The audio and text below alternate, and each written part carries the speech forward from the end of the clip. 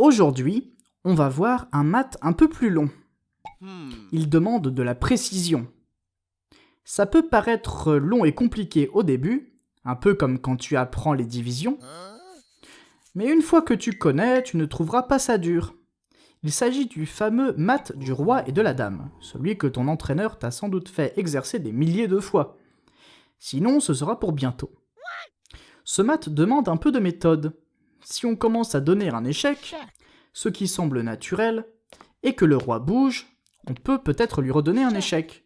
Bien sûr, il va encore s'échapper. On va le remettre en échec, il va s'enfuir. On le remet en échec, et il s'en sort. On le remet en échec, et même si ça a l'air drôle, être drôle ne fait pas gagner les parties. Tu ne gagneras rien à mettre quelqu'un en échec 100 fois d'affilée. On doit revenir et trouver un meilleur coup de départ. Bizarrement, tu n'auras pas à mettre le roi en échec beaucoup de fois. Si tu suis ma technique, tu ne vas pas lui donner un seul échec.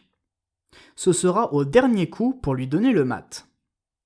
Ici, le meilleur coup pour commencer, c'est Dame C3, et on fait une cage, ou disons plutôt un enclos, autour du roi noir. As-tu déjà vu ces barrières invisibles que les gens ont pour leur chien ? Oui, si le chien essaie de passer l'enclos, il reçoit une petite décharge qui le force à rester dans le jardin. Là, c'est la même chose. La dame a créé une barrière tout le long de la colonne C et tout le long de la 3e rangée. Je vais dessiner quelques flèches. Si on inclut les bords de l'échiquier, on va voir que ce pauvre chien, je veux dire le roi, est bloqué à l'intérieur de l'enclos. S'il essaie d'en sortir, l'ordinateur va le piquer un peu et le remettre à sa place. Donc le chien doit bouger vers le haut, et ce qu'on va faire maintenant, c'est jouer à Jacadie. Le roi a bougé d'une case vers le haut, donc la dame fait pareil. Jacadie en diagonale vers la droite. Où doit bouger la dame ? En diagonale vers la droite, c'est ce que Jacques a dit. Tu dois remarquer que dans toutes ces positions, la dame reste à la même distance du roi. Revenons et trouvons quelle est la distance. Quand la dame a bougé en C3 au premier coup, elle était à 1, 2 et tourne.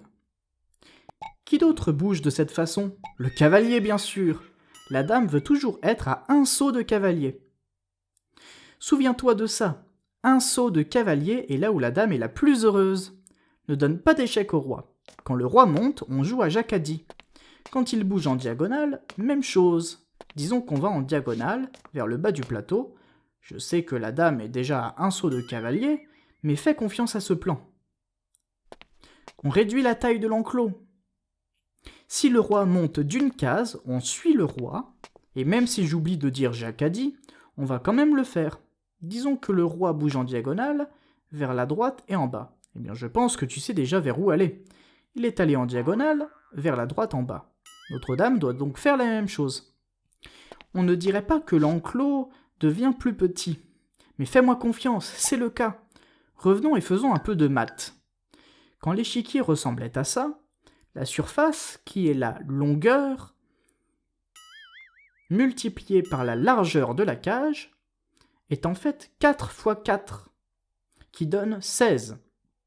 Si tu ne me crois pas, compte chaque case. 1, 2, 3, 4, 5, 6, 7, 8, 9, 10, 11, 12, 13, 14, 15, 16. La surface de la cage ou de l'enclos est 16. Quand le roi a bougé et que la dame l'a suivi, maintenant si tu comptes toutes les cases, ça va être 3 x 5, donc 15. Donc cet enclos ne va pas rétrécir de trop, juste un petit peu à chaque fois. Bougeons le roi d'une case en haut. Tu sais qu'il faut monter la dame d'une case. Bougeons le roi en diagonale vers le bas à droite, la dame va le suivre. Regarde ce pauvre chien. La barrière qui l'entoure est longue et étroite. Il ne peut aller sur aucune de ces cases car elles sont toutes visées par la dame. Il doit aller vers le haut. Et comme on l'a dit dans les vidéos précédentes, plus le roi s'approche du coin, plus facile cela devient pour mater. Beaucoup de maîtres d'échecs disent quand le roi atteint le bord de l'échiquier, il est temps d'amener ton roi, et c'est correct. J'aime bien rendre cet enclos un peu plus petit, en montant encore une fois. Mais une fois que le roi touche le bord, tu dois t'arrêter. Comme à la fin d'un spectacle et qu'on s'arrête d'applaudir. Tu dois être très vigilant à ne pas continuer à suivre ce que Jacques a dit. Si tu suis le roi encore une fois, la position est un patt. On en a déjà parlé. Le roi n'est pas en danger. C'est à son tour de jouer, mais il n'a pas d'autre pièce à bouger. C'est un patt, donc une partie nulle.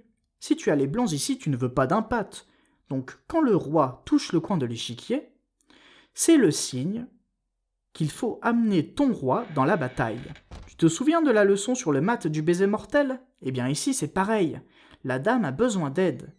Comme quand ton chien s'échappe de la maison. Parfois tu as besoin de tes amis et de tes voisins pour le rattraper.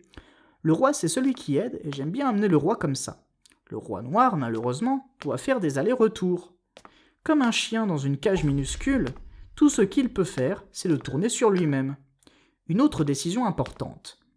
Devons-nous aller par ici avec le roi, ou plutôt vers là ? On préfère aller autour de la dame sur la gauche. Si tu viens ici et que tu rentres dans l'enclos, voici le problème. Quand tu joues roi H6, qu'est-ce qu'on a ? Un autre patt. C'est au noir de jouer, il n'est pas en échec et ne peut aller nulle part, donc c'est la mauvaise décision. Allons plutôt de ce côté en F5.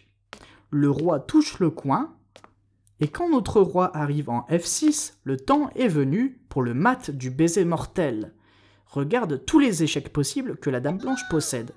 Elle peut donner un échec ici, là, et il y en a encore.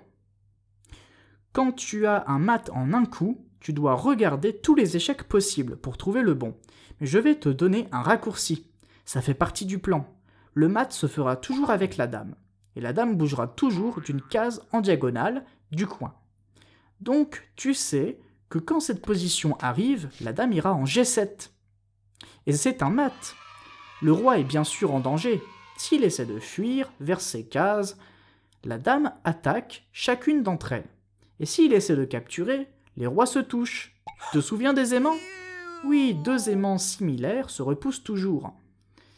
Dans cette position, on n'a nulle part où aller et le roi est en danger. Donc les blancs ont accompli leur but et c'est échec et mat.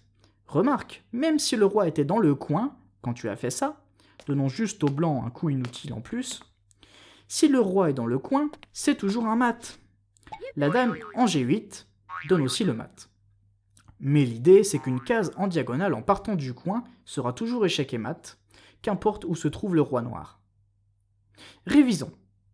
D'abord, les premiers coups se font toujours avec la dame. Ensuite, on fait un enclos à un saut de cavalier. Puis on réduit de plus en plus la taille de l'enclos en suivant le roi. Tu dois rester attentif au roi noir pour être sûr de le suivre. Je choisis un chemin différent cette fois. Et quand on suit ce roi, on ne fait rien avec notre propre roi jusqu'à ce que le roi noir touche le coin. Ici, est-ce qu'il touche le coin ? Eh non, il n'y est pas. Encore un coup, maintenant il touche le coin. On imagine que le spectacle est fini, tu t'arrêtes de suivre le motif et tu amènes ton propre roi. Et quand ton roi est assez proche, il est temps de délivrer le mat du baiser mortel. Encore quelques coups, le chien va se faire piéger. Ce n'est pas bien de fuir, petit chien. Et dame G7 est un échec et mat. Il ne faut pas s'exercer qu'une ou deux fois. Il faut refaire ce mat des centaines de fois pour devenir un maître du mat.